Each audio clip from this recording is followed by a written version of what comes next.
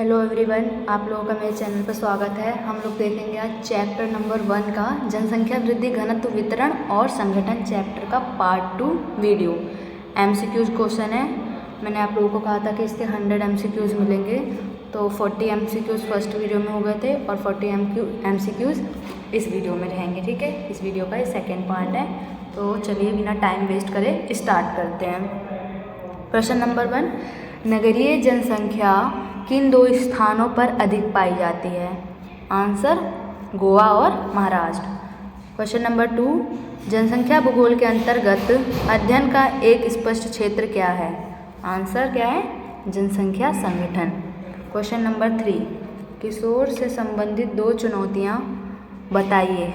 स्त्री और देखो आंसर क्या है? स्त्री निरक्षरता, पोस्को की निम्नग्रहता।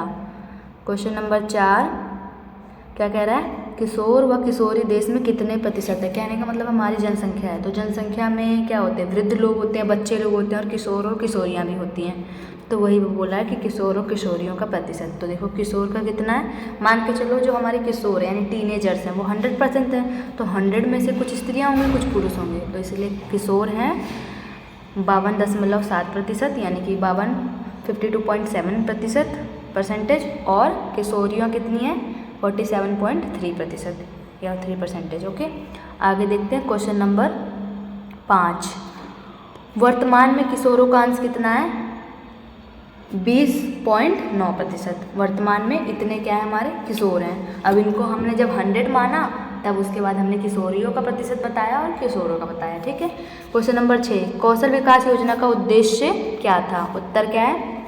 युवा के कौशल का विकास करना। क्वेश्चन नंबर 7, भारत सरकार द्वारा कौशल विकास योजना कब चलाई गई? उत्तर है 2015 में।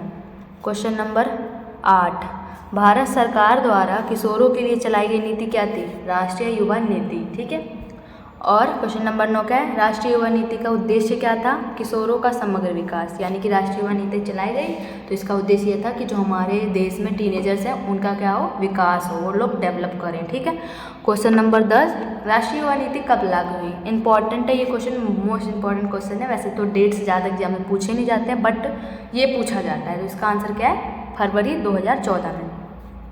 क्वेश्चन नंबर 11, राष्ट्रीय युवा नीति के अनुसार युवक की आयु वर्ग क्या है? यानी कहने का मतलब है किशोर किन्हें कहा गया है, तो 15 to 29 एज होनी चाहिए, यानी कहने का मतलब 15 से 29 वर्ष के लोग क्या हैं? किशोर वर्ग में आते हैं। ठीक है, टीनेजर्स में। वर्ष इस नीति के अनुसार, रियलिटी में तो हमारे टीनेजर जो हैं वो 19 से शुरू होते हैं। उसके बाद है वर्ष 2001 से 2011 तक राज्य तथा केंद्र शासित प्रदेशों में पिछले दशक की तुलना में जनसंख्या वृद्धि दर कितनी रही है? यानी डैश कितनी, मतलब कैसी रही है, तो क्या बोलेंगे? धीमी।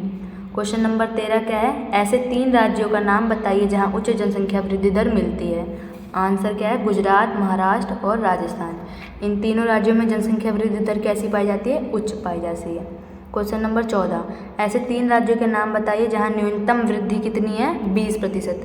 यानी कहने का मतलब है इससे कम वृद्धि होती ही नहीं है, 20% तक वृद्धि होगी। तो ये राज्य हैं कर्नाटक, तमिलनाडु और आंध्र प्रदेश। क्वेश्चन नंबर 15, भारत का एक ऐसा राज्य जहां निम्नतम जनसंख्या वृद्धि दर दर्ज की गई है। देखो केरल बहुत ही एजुकेटेड है, मतलब वहाँ पे बहुत सारे एजुकेटेड पीपल रहते हैं, वहाँ का HDI मानव विकास सूचकांक भी ज़्यादा है, मतलब केरल हर चीज़ में लगभग आगे है। तो यहाँ पे जनसंख्या वृद्धि क्या है? कम है। कितनी है? 9.4। क्वेश्चन नंबर 16, विश्व विकास रिपोर्ट द्वारा यह प्रेषित किया गया कि 2025 तक भारत की जनसंख्या कितनी हो जाएगी, ये बताना। ये इंपॉर्टेंट है, पूछा जाता है। तो इन्होंने ये अनुमान लगाया कि 135 करोड़ भारत की जनसंख्या हो जाएगी। क्वेश्चन नंबर 17, 1951 से 1981 में वार्षिक वृद्धि दर कितनी ऊंची रही है? तो 2.2% वार्षिक वृद्धि दर कैसी रही है? ऊंची रही है। क्वेश्चन नंबर 18, 1951 से 1981 में जनसंख्या विस्फोट के कारण बताइए। यानी कि जनसंख्या विस्फोट का क्या कारण था? कैसे जनसंख्या इतना ज़्यादा बढ़ गई? तो कारण क्या हो जाएगा? मृत्यु दर भी बहुत ऊंची थी और जन्म दर भी नहीं, देखो सॉरी, मृत्यु दर में तीव्र ह्रास और उच्च जन्म दर। कहने का मतलब है लोग मर कम रहे हैं और जन्म ज़्यादा हो रहा है लोगों का, तो इसलिए क्या हो गया? जनसंख्या बहुत तेज़ी से बढ़ी क्योंकि मृत्यु कम हो रही है और जन्म ज़्यादा हो रहा है। मान के चलो हमारे देश में 100 लोग हैं, अब 100 लोग हैं तो 100 लोगों ने क्या करा? बच्चों को जन्म दिया तो जनसंख्या बढ़ी। अब मान के चलो 50 बच्चों को जन्म दिया और मृत्यु 1 ही 2 आदमी की हुई तो जनसंख्या बढ़ रही है ना। अगर मृत्यु ज़्यादा होती तो जनसंख्या विस्फोट नहीं होता, इसीलिए मृत्यु दर कम हुई और जनसंख्या में जन्म दर में जो है उच्च वृद्धि हुई। ठीक है। क्वेश्चन नंबर 19, 1951 से 1981 के दशकों को भारत में जनसंख्या वृद्धि कैसी थी? यानी कि 1951 से लेकर 1981 के दशक में भारत में जनसंख्या वृद्धि कैसी थी? विस्फोट की अवधि थी ये। 1921 से 1951 की प्रावस्था डैश सूची रही। इसमें क्या था? अशोधित जन्म दर, यानी कि यहाँ पे जन्म दर की बात की गई है इस प्रावस्था में। ठीक है। क्वेश्चन नंबर 21, 1921 से 1951 के दशक में जनसंख्या की डैश के रूप में जाना जाता है। यानी कि जनसंख्या, देखो ये 4 प्रावस्थाएं, इनमें से क्वेश्चन पूछे जाते हैं, तो ये स्थिर वृद्धि की अवस्था मानी जाती है। ठीक है। 1921 से 51 वाली। क्वेश्चन नंबर 22, उच्च जन्म और उच्च मृत्यु दरों के कारण बताइए। यानी कि जन्म भी उच्च है और मृत्यु भी उच्च है, तो इसका क्या कारण है? स्वास्थ्य, चिकित्सा सेवा, भोजन, आधारभूत सुविधाओं का पर्याप्त वितरण। सॉरी, यहाँ पे मिस्टेक है, पर्याप्त नहीं होगा, अपर्याप्त वितरण होगा, कहने का मतलब यहाँ पर। ठीक है। अपर्याप्त वितरण। देखो जन्म भी ज़्यादा हो रहे हैं, यानी कि लोग शिक्षित नहीं हैं, तभी जन्म ज़्यादा हो रहे हैं, और मृत्यु दर भी ज़्यादा। उसका क्या कारण है? स्वास्थ्य, चिकित्सा सेवाएँ जो है वो अच्छी नहीं है, भोजन अच्छी नहीं है। ठीक है। क्वेश्चन नंबर 23, भारत की जनसंख्या की वार्षिक वृद्धि दर कितनी है? 1.64% भारत की जनसंख्या की वार्षिक वृद्धि दर है। क्वेश्चन नंबर 24, अभिप्रेरित घटक को किसकी प्रबलता द्वारा स्पष्ट किया जाता है? आंसर क्या है? अंतर्वर्ती और बहिर्वर्ती। क्वेश्चन नंबर 25, प्राकृतिक वृद्धि दर का विश्लेषण किससे निर्धारित किया जाता है? यानी प्राकृतिक वृद्धि दर में क्या होता है? तो प्राकृतिक वृद्धि दर में देखो प्रवास नहीं शामिल होता है, सिर्फ जन्म और मृत्यु दर शामिल होता है। क्वेश्चन नंबर 26 क्या है? जनसंख्या वृद्धि के 2 घटक बताइए। तो प्राकृतिक और अभिप्रेरित। तो प्राकृतिक में मैंने बता दिया, बस जन्म मृत्यु आता है, और अभिप्रेरित का भी जान लो। अभिप्रेरित में क्या आता है? प्रवास भी शामिल हो जाता है। ठीक है। जनसंख्या वृद्धि दर को कैसे मापा जाता है? तो प्रतिशत में मापा जाता है। क्वेश्चन नंबर 28, देश की कुल जनसंख्या का 76% भाग कितने राज्य में निवास करता है? इंपॉर्टेंट क्वेश्चन है तुम्हारे बुक में, ये जो चैप्टर जहाँ शुरू है वहाँ पे तुम्हें फर्स्ट पैराग्राफ में ये क्वेश्चन मिलेगा। 10 राज्यों में 76% जनसंख्या निवास करती है, यानी हमारे भारत में 28 राज्य हैं, लेकिन 10 राज्यों में 76% जनसंख्या निवास करती है। क्वेश्चन नंबर 29, सबसे अधिक जनसंख्या वाला राज्य कौन सा है? उत्तर प्रदेश। अब देखो जनसंख्या का वितरण किसे कहते हैं, ये भी इंपॉर्टेंट है। वितरण का मतलब वैसे ही समझ में आता है, फैलाव। तो कहने का मतलब है भूपृष्ठ पर लोगों के फैलाव को जनसंख्या वितरण कहा जाता है। यानी कि हमारा जो भूपृष्ठ मतलब क्या होता है? जो भी हमारा जमीन कह लो या पृथ्वी कह लो, उस पर लोगों का जो फैलाव है वो हमारा क्या कहलाएगा? जनसंख्या वितरण। क्वेश्चन नंबर 31, हमारे देश में जनसंख्या के आंकड़ों को कितने वर्ष बाद होने वाली जनगणना द्वारा एकत्रित किया जाता है? यानी कि देखो नॉर्मल सा क्वेश्चन है कि जनगणना कितने वर्षों के अंतराल पर होती है? तो 10 वर्ष के अंतराल पर। क्वेश्चन नंबर 32, भारत में प्रथम जनगणना कब हुई थी? तो आंसर क्या है? 1872 ईस्वी में भारत में प्रथम जनगणना हुई थी। याद रखना, इंपॉर्टेंट है, most important question in this chapter, कि भारत की प्रथम जनगणना 1872 और भारत की प्रथम संपूर्ण जनगणना 1881। कंफ्यूज मत होना, पहली 1872 है और संपूर्ण 1881 है। ठीक है। क्वेश्चन नंबर 34, भारत की जनसंख्या किन की कुल जनसंख्या से भी अधिक है? यानी कि किन, ये देखो हमारे महाद्वीप है, इन महाद्वीपों में जितनी जनसंख्या है उससे ज़्यादा जनसंख्या भारत में है। इन तीनों को मिलाकर यानी कि भारत की जनसंख्या बहुत ज़्यादा है।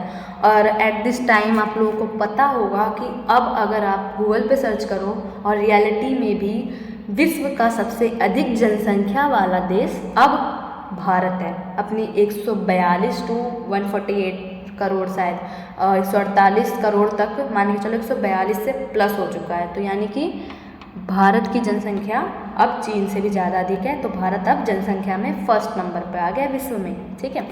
तो उत्तर क्या है इसका? उत्तरी अमेरिका, दक्षिणी अमेरिका और ऑस्ट्रेलिया, इन तीनों महाद्वीपों में जितनी जनसंख्या है उससे भी ज़्यादा जनसंख्या भारत में निवास करती है। क्वेश्चन नंबर 35, ग्रेसन के अनुसार भारत में कितनी भाषाएं व बोलियां हैं? तो 179 भाषाएं हैं और 544 बोलियां हैं। क्वेश्चन नंबर 36, कितनी भाषाएं अनुसूचित हैं? तो 22 भाषाएं कैसे हैं हमारी? अनुसूचित हैं। क्वेश्चन नंबर 37, लघुत्तम भाषा वर्ग कौन सी भाषा बोलने वाले? अब देखो इंपॉर्टेंट है, मतलब क्वेश्चन ये है कि हमारे देश में बहुत सारी भाषाएं बोली जाती हैं, लेकिन कुछ ऐसी भाषाएं होंगी जिन्हें बहुत ज़्यादा बोला जाता होगा और कुछ ऐसी भाषाएं भी होंगी जिन्हें बहुत ज़्यादा कम बोला जाता होगा। तो जो बहुत ज़्यादा कम बोली जाती हैं ये वो भाषाएं हैं, तो कौन सी है? संस्कृत बोडो और मणिपुरी। ये तीनों भाषाएं जो हैं बहुत कम बोली जाती हैं। और क्वेश्चन नंबर 38 क्या है कि नगरों के क्षेत्रों में श्रमिकों का बड़ा अनुपात अन्य सेवाओं में संलग्न है। कहने का मतलब है अन्य सेवाओं में और भी जो होती है, कृषि के अलावा बहुत सारी सेवाएं होती है, उसमें संलग्न हो। तो कौन कौन है, मतलब कौन कौन से राज्य हैं, दिल्ली, चंडीगढ़ और पुदुचेरी। क्वेश्चन नंबर 39 सबसे ज़्यादा श्रमिक किस सेक्टर में कार्य करते हैं, तो प्राथमिक सेक्टर में। क्वेश्चन नंबर 40 हमारा क्या है, भारत में अश्रमिकों का अनुपात कितना है, तो हमारा भारत में अश्रमिकों का अनुपात है 60%। देखो अश्रमिकों का अनुपात 60% है, तो श्रमिक भी तो होंगे। अब देखो भारत की जनसंख्या को अगर हम दो भागों में बांटें, श्रमिक और अश्रमिक आर्थिक दृष्टि से, तो जो श्रमिक हैं वो हमारे दिखाता है मतलब 39 पॉइंट समथिंग, तो लगभग 40%, और जो अश्रमिक हैं वो 60%। ठीक है, इसको क्लियर रखना। और हाँ, तुम्हारे ये इस चैप्टर के 80 क्वेश्चन हो गए। मैंने लाइन टू लाइन क्वेश्चन बनाए हैं। आप बुक उठाओगे ना तो आपको सच में पता चल जाएगा कि लाइन टू लाइन क्वेश्चन बनाए हैं बुक को, एक चैप्टर को रीडिंग करके, वो भी एनसीईआरटी में से। तो ये सारे क्वेश्चंस इंपॉर्टेंट है 12th क्लास वालों के लिए भी और सीयूटी के लिए भी। सो थैंक यू सो मच मेरी वीडियो को देखने के लिए। नेक्स्ट वीडियो जो रहेगी ज्योग्राफी या हिस्ट्री, किसी भी चैप्टर पे, मे बी हिस्ट्री पे रहेगी। ठीक है, हिस्ट्री पे आपका फर्स्ट चैप्टर हड़प्पा सभ्यता, नेक्स्ट वीडियो हड़प्पा सभ्यता पे रहेगी। So thank you so much and all the best for CUET exam.